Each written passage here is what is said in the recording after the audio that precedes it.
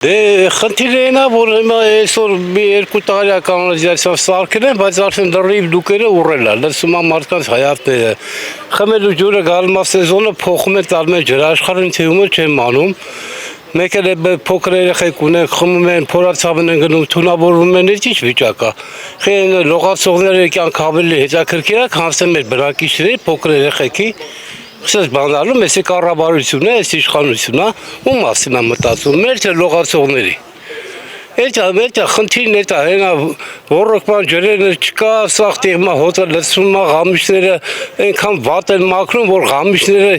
արմատներով փոխանակ տանեն, հանել լցնել սաղ գամիշները փակել է։ Օձերի բուն է դառը։ Կարիճների բուն է դառը, էս ինչ վիճակ է այս երկրի վիճակը։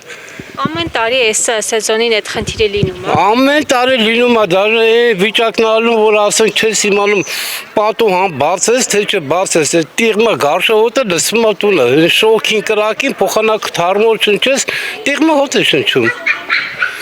Վատա վիճակը լրիվ։ Ճիշտ է սարքեցին, սիրուն ասեցին, բայց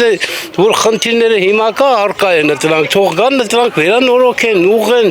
էս ինչ վիճակ է։ Հիմա դուք ինչ եք պատրաստվում անել, հնարավորություն ունեք նաև այստեղ ոչոք դիմելու։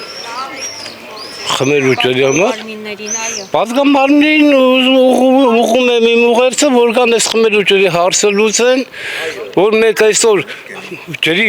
գումար ենք վճարում ամսական, բայց գնում ենք որ գյուղերից այսքան տրանսպորտով բանով փոխադրամիջոցներով մեր խմելու ջուր ենք բերում, առավոտ դիտում եք իրիկունը պրծնում է։